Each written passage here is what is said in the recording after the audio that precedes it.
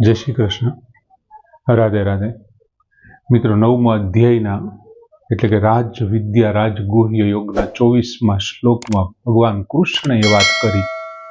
ઠાકુર પોતે ત્યાં એવું કહે છે કે અહમ હિ સર્વ યજ્ઞાનામ ભોક્તા પ્રભુ એવશ્ચ. હું સૃષ્ટિમાં જે કંઈ દરેક યજ્ઞ, પછી એ માત્ર આપણે વિચારીએ છીએ યજ્ઞની કર્મ યજ્ઞ, ચોથા અધ્યાયમાં જે આપણે વાત કરી હતી, ત્રીજા અધ્યાયમાં વાત કરી હતી કે દરેક કર્મ છે એ યજ્ઞ છે. અને ભગવાને કીધું અહમ હિ સર્વ યજ્ઞાનામ ભોક્તા, હું દરેક યજ્ઞનો ભોક્તા છું. તથા પ્રભુ એવ ચ, અને હું એમનો સ્વામી છું. યાર, દરેકનો ભોક્તા અને સ્વામી હું છું. આવી રીતથી જે મને તત્વથી નથી જાણતા, અતઃશ્ચ્યવંતી, એટલા માટે તેમનું પતન થાય છે. અને હવે ભગવાન 25મા શ્લોકમાં વાત કરે છે કે એમનું જે પતન થાય છે એ પતનને પછી હવે વિવેચન કરે છે કે કેવી રીતથી શું થઈને પતન થાય છે. ભગવાન 25મા શ્લોકમાં કહે છે કે યાન્તિ દેવવ્રતાઃ દેવાન, પિતॄન યાન્તિ પિતૃવ્રતાઃ, ભૂતાની યાન્તિ ભૂતેજ્યા, યાન્તિ મદ્યાજીનઃ અપી મામ. દેવવ્રતા એટલે કે જે કોઈ લોકો સકામ ભાવે જે કંઈ કરે છે, દેવવ્રતા કે દેવોનું પૂજન કરનારા, દેવાન યાન્તિ, દેવોને પ્રાપ્ત થાય છે. દેવવ્રતા દેવાન યાન્તિ, દેવોને પૂજનારા દેવોને પ્રાપ્ત થાય છે. પિતૃન યાન્તિ પિતૃવ્રતા, અને પિતૃઓનું પૂજન કરનારા અથવા પિતૃઓને પૂજનારા પિતૃન યાન્તિ, પિતૃઓને પ્રાપ્ત થાય છે. ભૂતાની યાન્તિ ભૂતેજ્યાઃ, અને જે ભૂતોને પૂજનારા છે તે ભૂત પ્રેતોને પ્રાપ્ત થાય છે. ભૂતાની યાન્તિ. અપી, પણ, મદ્યાજીનઃ, મદ્યાજીનઃ, મારું પૂજન કરનારા મામ યાન્તિ, મને પ્રાપ્ત થાય છે. દેવોવાળા દેવોને, પિતૃવાળા પિતૃઓને, ભૂત પ્રેતોનું પૂજન કરવાવાળા ભૂત પ્રેતોને પ્રાપ્ત થાય છે, અને મારું પૂજન કરવાવાળા છે તે મને પ્રાપ્ત થાય. ભગવાને આમની પહેલા પણ કીધું હતું કે યથા મામ ભજન્તે, જે લોકો જેવી રીતે મને ભજે છે ને તેમને હું તે પ્રમાણે પ્રાપ્ત થાઉં છું. હવે ભગવાને પૂર્વ શ્લોકમાં શું કીધું હતું કે અહમ હિ સર્વ યજ્ઞાનામ ભોક્તા તથા એવ ચ, શું શબ્દ વાપર્યો તો ભગવાન? પ્રભુ. હું દરેક યજ્ઞનો ભોગતા છું અને એમનો હું માલિક છું.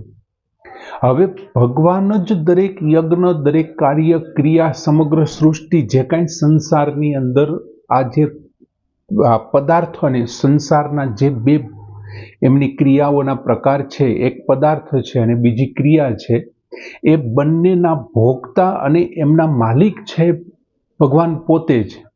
હવે માણસ શું કરે છે? એ પોતે એમનો માલિક માનવા માંડે છે.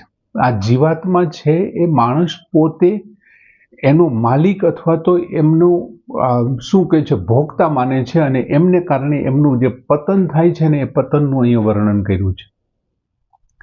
ભગવાનને જે લોકો નથી જાણતા કે આ ભગવાન સર્વે સર્વા છે, નથી જાણતા, અને એ લોકો શું કરે છે કે પછી ભગવાનને ન જાણનારા કે ભાઈ આ બધું જ જે કાંઈ થયું રહે છે હું પ્રાપ્ત કરી રહ્યો છું એમના મારફત છે, આવું નથી જાણતા, નથી સ્વીકારતા એવા લોકો શાસ્ત્રમાં જે વર્ણન કર્યા છે એ શાસ્ત્રોને, પછી વેદોથી ચાલુ કરીને પુરાણો સુધીમાં જે કાંઈ વર્ણનો છે, સકામ ભાવપૂર્વકના યજ્ઞોના વર્ણનો, એ નિયમો છે, એ વ્રત છે, એ પૂજન છે, એ વિધિઓ છે, એ વગેરે પૂજન વિધિ, નિયમો, દાન, પુણ્ય, તપ, આ તે બધું એમની પૂજન વિધિઓ અને એમનું વ્રત એટલે નિયમ.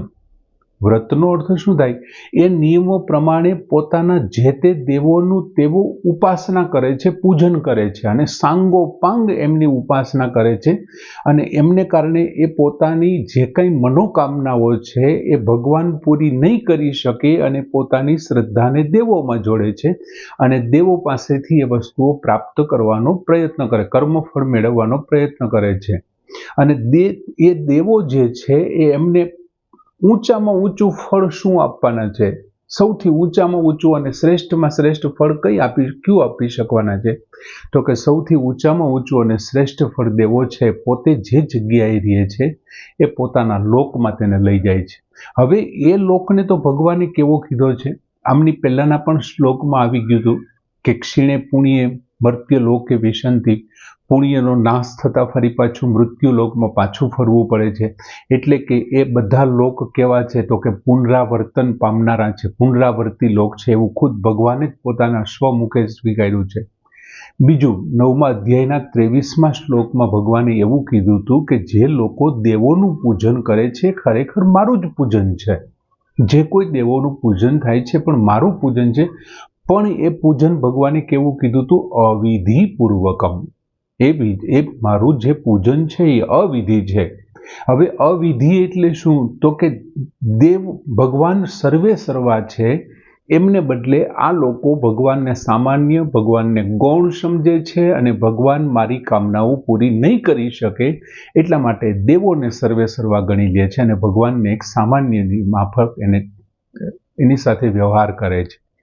અને ઐશ્વર્યની ઈચ્છાવાળા લોકો છે એ વિવિધ પ્રકારના ક્ષણભંગુર લોકોને, જે લોક છે, સ્વર્ગલોક છે, પિતૃલોક છે, બધા લોકોને પ્રાપ્ત થાય છે.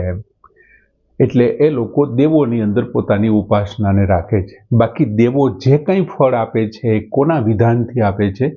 આગળના આપણે અધ્યાયમાં જોયું હતું. એ પણ ભગવાન એમ કહે છે કે હું દેવો પ્રત્યેની શ્રદ્ધાને હું જ દ્રઢ બનાવું છું અને એમને આદેશ આપું છું કે આમને આ વસ્તુ આપવાની છે, એનાથી વિશેષ એ કંઈ નહીં આપી શકે. વધુમાં વધુ તો એ પોતાના લોક સુધી લઈ જઈ શકે. પછી બીજી વાત ભગવાને કહી કે પિતૃન યાંતિ પિતૃવ્રતા.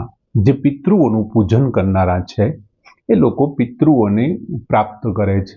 સકામ ભાવનાથી પિતૃઓનું પૂજન થાય છે. પિતૃ તરફથી એમને ઘણા બધા ફાયદાઓ પ્રાપ્ત થયા હોય છે અને પિતૃ દ્વારા મળતી સહાયને કારણે એ શું કરે છે કે લૌકિક સિદ્ધિઓ માટે, આ પૃથ્વી લોકની સિદ્ધિ માટે પિતૃઓના જે કાંઈ વિવિધ પ્રકારના વ્રત છે, એમના નિયમો છે, એમની ઉપાસનાઓ છે, એમની અંદર લાગી જાય છે અને પૂજન વિધિનું સાંગોપાંગ વર્ણન કરે છે. પણ એમને તરફથી પણ ઊંચામાં ઊંચું ફળ બહુમાં બહુ તો પિતૃલોક પ્રાપ્ત થાય છે અને ત્યાં પોતાના પિતૃઓને મળે છે, પ્રાપ્ત કરે છે. એટલે ભગવાન કહે છે પિતૃન યાંતિ પિતૃવ્રતા. ત્યાર પછીની ભગવાને વાત કરી કે ભૂતેજ્યાહ ભૂતાની યાંતિ. જે લોકો ભૂત પ્રેતોનું પૂજન કરે છે એ લોકો ભૂત પ્રેતને પ્રાપ્ત થાય છે. હવે 3 પ્રકારની પ્રકૃતિવાળા લોક છે, સત્વ છે, રજસ છે અને તમસ છે. આમની અંદર આપણે સત્વનો તો બહુ સમાવેશ ન કરી શકીએ. રજસ અને તમસ, હવે એમાં જેમની સંપૂર્ણ પ્રકૃતિ તામસી વૃત્તિ છે, તમસ પ્રવૃત્તિ જ વાળા જે લોકો છે એ લોકો સકામ ભાવે શું કરે છે? ભૂત પ્રેતોનું પૂજન કરે છે. એમના જપ માટે એ લોકો શું કરે છે? દાખલા તરીકે મેં એવું વાંચ્યું છે કે ગધેડાના પૂંછડાનો વાળ લઈ અને એમનો દોરો બનાવે છે અને ઊંટના દાંતને હોલ પાડીને એમના મણકાઓ બનાવે છે અને પછી રાત્રિ દરમિયાન સ્મશાનમાં જઈ અને મૃતદેહો ઉપર બેસી અને વિવિધ પ્રકારના જાપને એવું કરે છે. સ્મશાનમાં મરદા પર મંત્ર જાપ કરે છે. આવા વિવિધ પ્રકારના મણકાઓ વાળી માળાઓ તેઓ ફેરવે છે. આ ઉપરાંત જે અતિવર્જ્ય છે, આપણા શાસ્ત્રોએ જેમને ના પાડી છે, નિષિદ્ધ કર્મો છે, એવા માંસ અને મદિરાથી તેમનું પૂજન થાય છે. માંસ મદિરાથી તેમના પૂજન થાય છે અને એવા જે લોકો છે ને એ શેને પ્રાપ્ત કરે છે? તો કે એ ખરેખર છેલ્લી ઘડી એની અંતિમ ક્ષણોએ જેમ દેવોને દેવલોક પ્રાપ્ત થાય છે, દેવોનું પૂજન કરવાવાળા, પિતૃઓનું પૂજન કરવાવાળાને પિતૃલોક પ્રાપ્ત થાય છે, એમાં ભૂત પ્રેતનું પૂજન કરવાવાળા છે એવો પ્રેત યોનિને પ્રાપ્ત કરે છે. અને ભગવાને એ વાત કરી અપી પણ પત્યજ્યયજિનઃ, જે મારું પૂજન કરે છે, મારું પૂજન કરે છે, મામ યાંતિ, તેઓ મને પ્રાપ્ત કરે છે. અને મામ ઉપેત્ય ન પુનર્વર્તિની, મને પ્રાપ્ત કરી લીધા પછી પાછું ફરવાનો કોઈ પ્રશ્ન જ નથી. એમનો મોક્ષ થઈ જાય છે, ઉદ્ધાર થઈ જાય છે. અનન્ય ભાવથી જે લોકો મારું પૂજન કરે છે એમને હું પ્રાપ્ત થાઉં છું. મારું પૂજન, મારું ચિંતન કરવાવાળા તે લોકો મને પ્રાપ્ત થઈ જાય છે, અને મને પ્રાપ્ત થઈ ગયા એટલે એમનો આ જે જન્મ મરણનો ફેરો છે ને એ ત્યાં સમાપ્ત થઈ જાય છે. બીજું મિત્રો, અહીં જે દેવો અને પિતૃઓનું પૂજન છે ને એમનો સ્વરૂપ માત્રથી ત્યાજ્ય નથી. આ પૂજન છે એ સ્વરૂપથી આપણા શાસ્ત્રોએ ત્યાજ્ય નથી કીધું. આપણા શાસ્ત્રોએ માત્ર ભૂત પ્રેતોનું પૂજન છે ને એમને સ્વરૂપથી વિરોધ કરેલો છે, એને ત્યાજ્ય ગણાવ્યું છે ભૂત પ્રેતોનું જે પૂજન છે. કેમ કે વિવિધ પ્રકારની તામસ વૃત્તિઓના સંતોષ માટે અને વિવિધ પ્રકારના એવા સકામ સિદ્ધિઓ માટે થઈને પ્રાપ્ત થાય છે. આમ ભગવાને સરસ મજાની વાત કરી કે યાંતિ દેવવ્રતાઃ દેવાન પિતૃન યાંતિ પિતૃવ્રતાઃ ભૂતાની યાંતિ ભૂતેજ્યાઃ યાંતિ મદ્યાજીનઃ અપી મામ. પૂર્ણ કરીએ. જય શ્રી કૃષ્ણ.